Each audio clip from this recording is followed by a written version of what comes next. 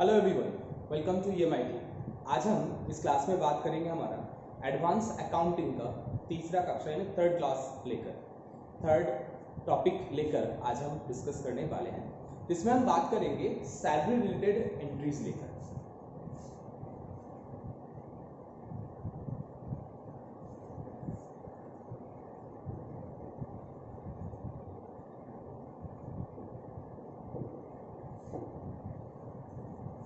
इस क्लास में हम सैलरी रिलेटेड एंट्रीज देखेंगे कि सैलरी का एंट्री में हम क्या क्या एंट्री किस तरीके से पास करते हैं, वही आज हम इस क्लास में डिस्कस करने जा रहे हैं। तो सबसे पहले अब जब किसी पर्सन को एडवांस में सैलरी देते हो तो उसका क्या एंट्री आप करोगे। जब हम किसी को एडवांस सैलरी देते हैं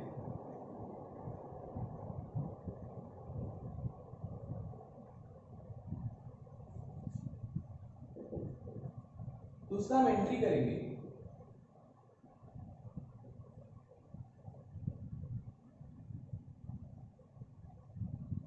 advance salary account debit to cash oblique bank account. Suppose करो मैंने 10,000 रुपए एडवांस सैलरी दिया, तो यहाँ पर डेबिट में भी मैंने 10,000 रुपए लिख दिया, क्रेडिट में भी मैंने 10,000 रुपए लिख दिया कि मैंने एडवांस सैलरी दिया है 10,000 रुपए का।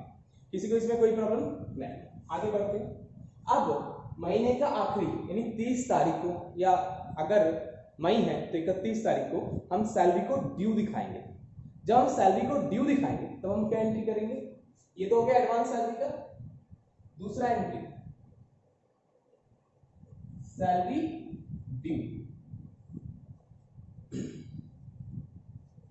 उससे पहले एक बात और समझ लीजिए, एडवांस सैलरी दे रहे हैं तो एडवांस सैलरी को मैंने डेबिट कर दिया है ना, और टू हमने क्या ले लिया, कैश या बैंक।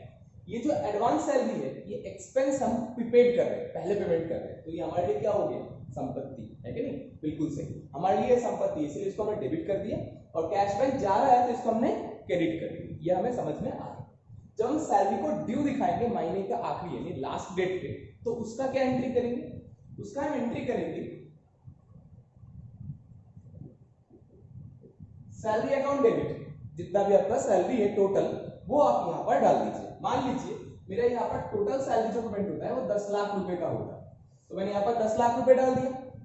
टू जो एडवांस दिए थे पहले आपने, जिसको आपने डेबिट किए थे, अब उसको यहाँ पर आप एडजस्ट कर दीजिए। कैसे एडवांस करेंगे, एडजस्ट करेंगे, टू एडवांस सैलरी हो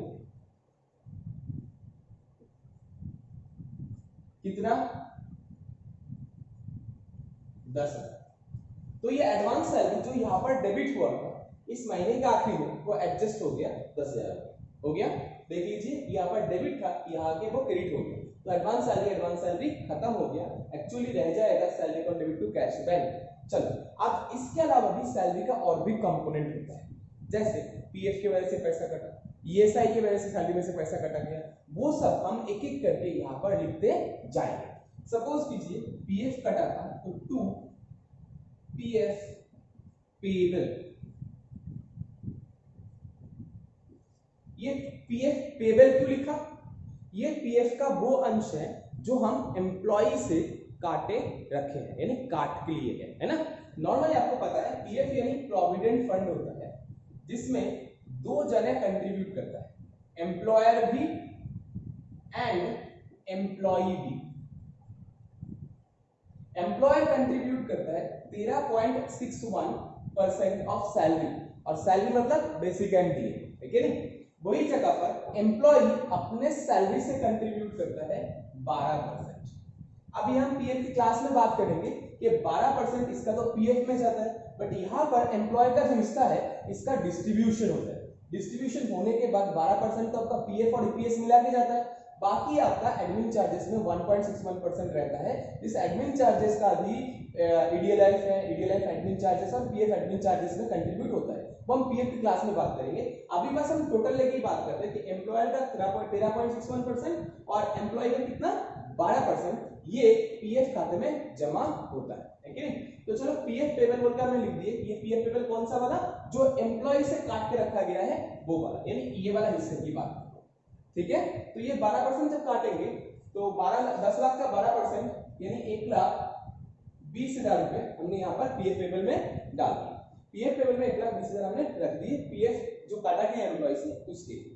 नेक्स्ट, पीएफ के अलावा और एक पर्पस में भी एम्प्लॉय से पैसा काटता है जिसको हम बोलते हैं ईपीएस, एम्प्लॉय पेंशन स्कीम। इसके अलावा पीटैक्स भी है, इसके अलावा आपका टीडीएस भी है। ऐसा जितने भी हेड्स है वो आप एक एक करके डिडक्ट करते जाएंगे। सपोज कीजिए इसमें कुछ ईपीएस भी था, तो to employ pension scheme payable, इसमें कितना होता है? पीएफ तो प्रोविडेंट फंड, फ्यूचर में मिलेगा इसका पैसा इकट्ठा होके जब एम्प्लॉय रिटायरमेंट हो जाएगा या रिटायर हो जाएगा। बट पेंशन स्कीम क्या होता है?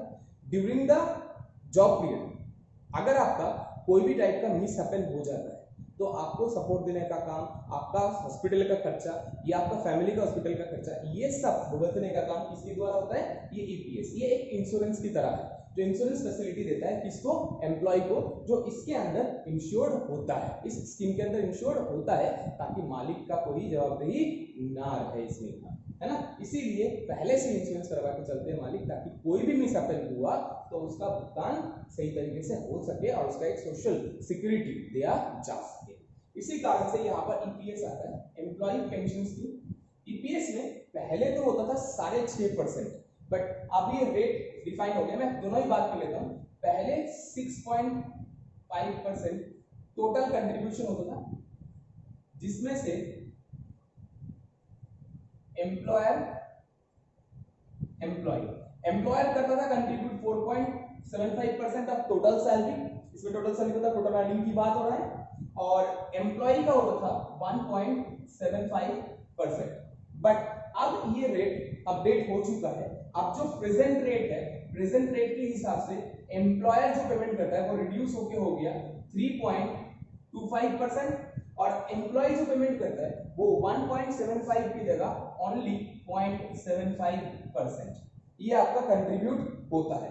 मतलब कुल मिला के देखा जाए तो 4% टोटल कंट्रीब्यूट हो रहा है 6.5 की जगह पर। ये रिड्यूस्ड रेट है किसका? ईपीएस का, एम्प्लॉय पेंशन स्कीम का। तो हम रिड्यूस रेट यानी 7.5%, 7.5% के हिसाब से, सॉरी 0.75% के हिसाब से यहाँ पर ईपीएस पेबल ले लेते हैं। ये वाला हिस्सा कितना आ जाएंगे? 7,500 रुपए। इसके अलावा और भी कोई पेबल है, जैसे पी टैक्स पेबल है, तो 2 प्रोफेशनल टैक्स पेबल, मान लीजिए मैंने ले लिया 2500 रुपए, है कि नहीं। और भी कुछ है जैसे टीडीएस वगैरह है, तो 2 टीडीएस पेबल। मैं एक सपोज साम लेके चल रहा हूं, सपोज कीजिए 10,000 रुपए। ये हमने सारे क्रेडिट कर दिए। सारे खर्चा काटने के बाद बाकी जो होगा वो एम्प्लॉय को वापस किया जाएगा सैलरी के रूप में। तो उसको हमने क्या बोलेंगे? टू सैलरी पेबल अकाउंट, ठीक है। तो इसमें से ये सारा खर्चा माइनस कर लीजिए जो डिडक्शन था। डिडक्शन माइनस करने के बाद आपका जितना रिमेनिंग रह जाता है उसको आप डाल दीजिए किसमें? सैलरी पेबल में। इस तरीके से हम कर सकते हैं। देखिए हमारा टोटल कितना हुआ देख लीजिए आप, 1,20,000 था, 1,30,000 हो गए यहाँ पर, 1,30,000 और 10, 1,40,000 और 1,50,000 हो गए। तो 10 लाख में से हम 1,50,000 काट लेते हैं तो रह गया कितना? 8,50,000। ये हमारा सैलरी पेबल में आ गया। ये था हमारा दूसरा एंट्री जब हम सैलरी ड्यू दिखाते हैं उसके लिए। आप एक बार नोट कर लीजिए।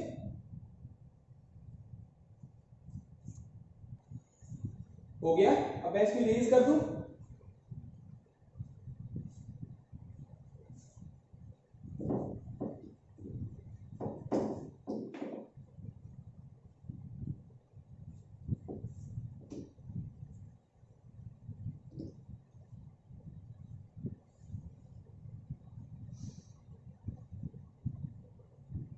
अब हम जितना भी डिडक्शन करे थे वो एक एक करके हम पेमेंट करना स्टार्ट करेंगे। तो चलिए स्टार्ट करते हैं। सबसे पहले हम पेमेंट करते हैं किसको? हमने 30 तारीख को सैलरी ड्यू एंट्री दिखाए थे। सैलरी ड्यू होने के बाद आप एक एक करके पेमेंट करने के बाद सबसे पहले हम विदिन 7 हम टीडीएस पेमेंट करेंगे।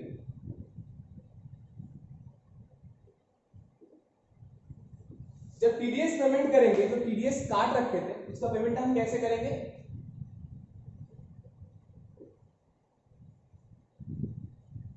TDS payable account debit to bank account. कितने रुपए टीडीएस का दिखाया था हमने? 10,000 रुपए। तो हमने टीडीएस का पेमेंट कर दिया। जो हमने पेबल दिखाए थे टीडीएस का वो हमने पेमेंट कर दिए। जो एम्प्लॉय के सैलरी में से कटा गया था वो हमने पेमेंट कर दिया। अब हम इसके बाद नेक्स्ट ऑप्शन में आते हैं। टीडीएस हो गया, उसके बाद हम 10 तारीख को सैलरी पेमेंट करते हैं।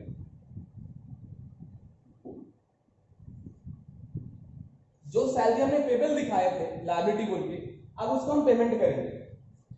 क्या बोल के करेंगे? Salary payable account debit to bank account. कितने रुपए था मेरा?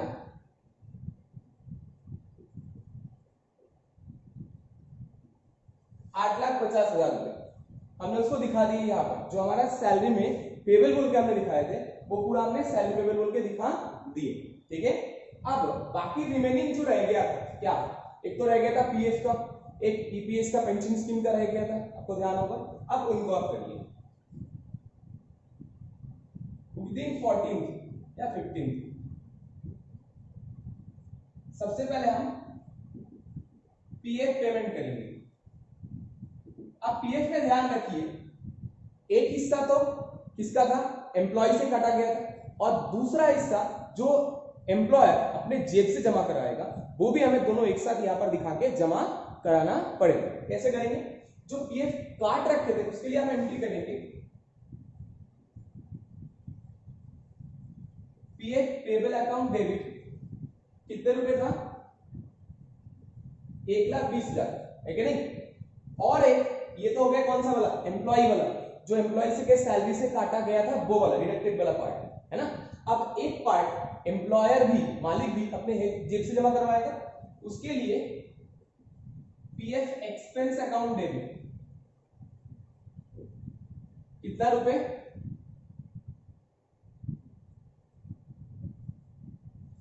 1,36,100, 13.61% के हिसाब से टू बैंक अकाउंट। टोटल कर दीजिए। ये हमारा पीएफ का पेमेंट हो गया। अब पीएफ के बाद नेक्स्ट जो हमने पेबल दिखाए थे, किसका दिखाए थे? पेंशन स्कीम का। ये देखिए, ये पीएफ का दो हिस्सा था, मैंने आपको बताया था पीएफ का दो हिस्सा होता है, एक एम्प्लॉय और दूसरा एम्प्लॉयर। एम्प्लॉय से काटा गया था 12%, एम्प्लॉय से 13 एम्प्लॉय अपने सैलरी से दिया था 12% और एम्प्लॉयर अपने जेब से जमा करवा रहा है 13.61%, है कि नहीं? तो वो दोनों मिला के यहाँ पर डिपॉजिट हो गया। तो ये था हमारा पीएफ पेमेंट का एंट्री। जो हमारा पीएफ में पेबल था वो हमने पेमेंट कर दिया। पीएफ के बाद और एक भी काटा गया था, डिडक्शन हुआ था, किसका? हाँ बिल्कुल सही, ईपीएस, एम्प्लॉय पेंशन स्कीम का। अब जो पेंशन स्कीम में काटा गया था वो आप जमा करवाइए। वो आप कैसे करवाएंगे? इसको इरेज कर दूं, अगर यहां तक आप लोगों का हो गया, समझ में आ गया तो।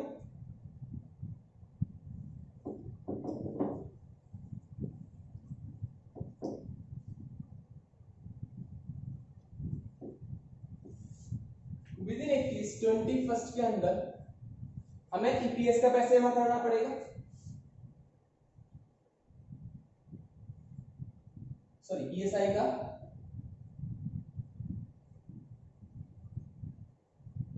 ईपीएस तो उसमें चले गए, पीएफ में ऑलरेडी हो चुका है। हम ईएसआई जो डिडक्शन किए थे अब उसका जमा करवा रहे हैं। ईएसआई में भी आपको ध्यान होगा, मैंने एम्प्लॉय के सैलरी था 10 लाख रुपए, उसमें से कितना 0.75% हमने ईपीएस पर्पस में काट लिए थे 7,500 रुपए। अब जो मालिक का हिस्सा है, मालिक भी उसको अपने जेब से जमा करवाएगा, है ना। जो एम्प्लॉय के सैलरी से मैंने काटा था वो तो मेरा लायबिलिटी था, वो मैं जमा करवा दूंगा तो मेरा लायबिलिटी चुक जाएगा। बट जो मालिक अपने जेब से अपना हिस्सा जमा करवाएगा तो उसके लिए वो एक्सपेंस है, उसको एक्सपेंस बोल के वो दिखाएगा। कैसे दिखाएगा? ईएसआई पेबल हमने वहां पर क्रेडिट किए थे, अब यहां पर उसको हम क्या कर रहे हैं, debit.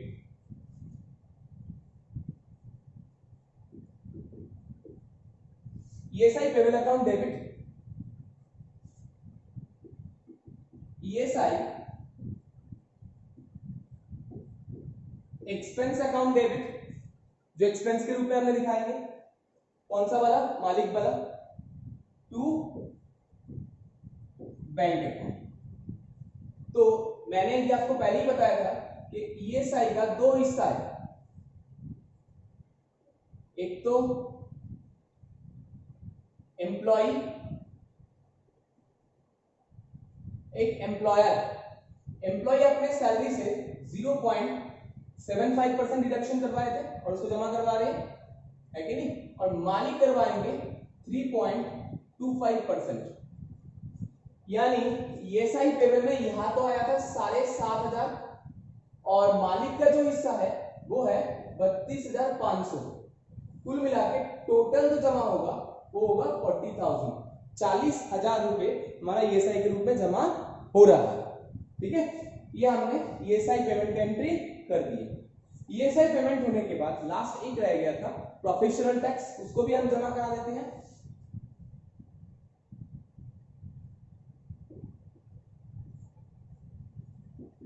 Professional tax payable, tax payment,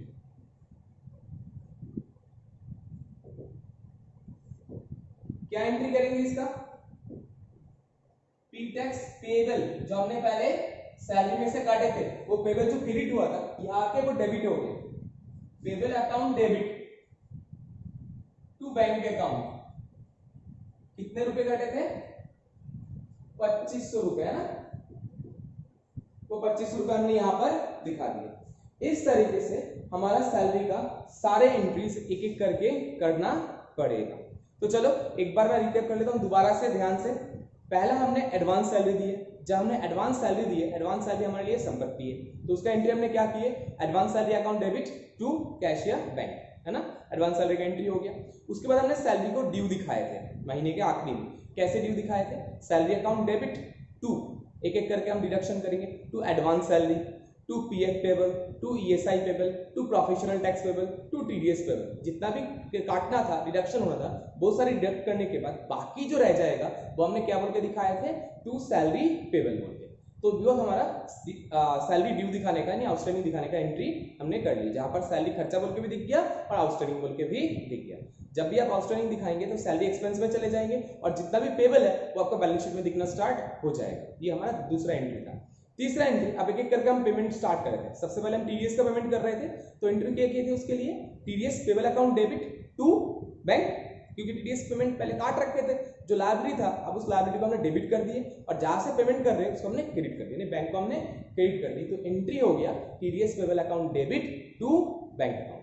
तो ये हमारा तीसरा एंट्री था। चौथा एंट्री हमने किए थे क्या, सैलरी पेमेंट का।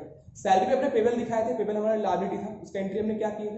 अब पेबल को हमने पेमेंट करे थे, पहले लायबिलिटी हुआ था तो क्रेडिट हुआ था, जब हम पेमेंट करेंगे तब वो डेबिट हो जाएगा क्योंकि लायबिलिटी जा रहा है कि नहीं। जब लायबिलिटी अराइज हुआ था तब हमने उसको क्रेडिट किए थे, जब लायबिलिटी चला जाएगा हम उसको क्या करेंगे, डेबिट। यानी हमने एंट्री क्या करें, salary payable account debit to bank, हो गया। तो सैलरी पेमेंट हो गया। सैलरी के बाद एक एक करके आपका स्टैट्यूटरी डिडक्शन जो हुआ था उनको एक एक करके जमा कराओ। एक तो आपका रह गया था कौन सा, एक तो आपका रह गया था पीएफ। पीएफ में आपने काट रखे थे कौन सा वाला, जो एम्प्लॉय से काटना था। कितना काटना था, 12% सैलरी का। तो सैलरी का 12% और मालिक अपने जेब से जमा करवाएगा 13.61%। तो कुल मिला के दोनों को इकट्ठा जमा कराने के लिए हमने एंट्री क्या करें, जो काट रखे थे उसको आपने डेबिट कर दिया, सैलरी पेबल नहीं, पीएफ पेबल अकाउंट डेबिट है, और जो मालिक अपने जेब से जमा कराएगा उसके लिए हमने एंट्री कर किया PF expense account debit to bank, हो गया पीएफ का काम। अब इसके बाद हमने ईएसआई, जैसे कि आप यहाँ पर देख रहे हैं, ईएसआई हमने काट रखे थे, तो जो काट रखे थे उसके लिए हमने एंट्री क्या कर दी है, पहले ईएसआई को क्रेडिट किए थे, ईएसआई पेबल बोल के। अब जब उसको जमा कराएंगे वो पेबल को हमने डेबिट कर दी, यानी ESI payable account debit to, और एक चीज, एक तो हो गया पेबल वाला, और दूसरा वाला पार्ट किसका था, मालिक अपने जेब से जो जमा कराएगा। कितना करवाएगा जमा, 3.25%। वो कितना होता है, 32,500। तो 10 लाख का एग्जांपल लिया था इस हिसाब से, है ना। तो ईएसआई एक्सपेंस अकाउंट डेबिट हो गया 32,500 और जमा कराया कहां से, बैंक से, तो 2 हो गया बैंक। तो इस तरीके से हमने ईएसआई का पेमेंट कर दी। इसके बाद फर्स्ट हमारा प्रोफेशनल टैक्स का रह गया था, वो प्रोफेशनल टैक्स हमने जमा कराए थे, professional tax account debit to bank book. तो इस तरीके से हम सैलरी का एंट्री पास कर सकते हैं। अब हम आपको एक एग्जांपल दे रहे हैं, जो एग्जांपल के ऊपर बेस करके आपको ये एंट्रीज करके दिखाना पड़ेगा।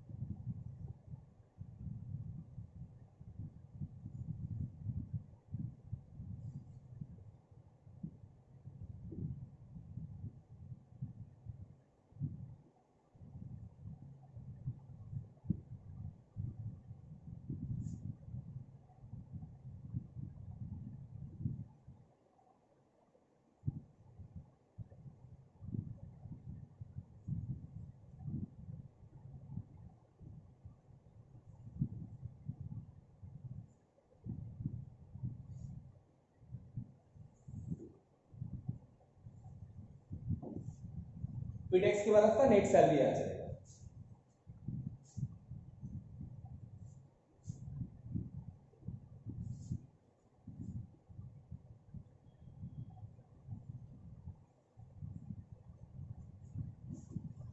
एडवांस सैलरी मान लीजिए 50,000। टीडीएस आप पैराल 10% के हिसाब से दिखाइएगा, पीएफ 12% के हिसाब से, ईएसआई 0.75% के हिसाब से, पी टैक्स आप इसका 5% दिखाइए। ठीक है, 5 नहीं काम करते हैं, इसको 1% करते हैं, 1% आप पी टैक्स में दिखाइए। ठीक है, तो इसमें आपको 10% दिखाना है, इसमें आपको 12% दिखाना है, 0.75%, 1%। ये सारे डिडक्शन होने के बाद, ये डिडक्शन था, तो ये सैलरी 25,50,000, इसमें से डिडक्शन जो भी हुआ माइनस करेंगे, बाकी जो रह जाएगा वो आपका आना चाहिए नेट सैलरी।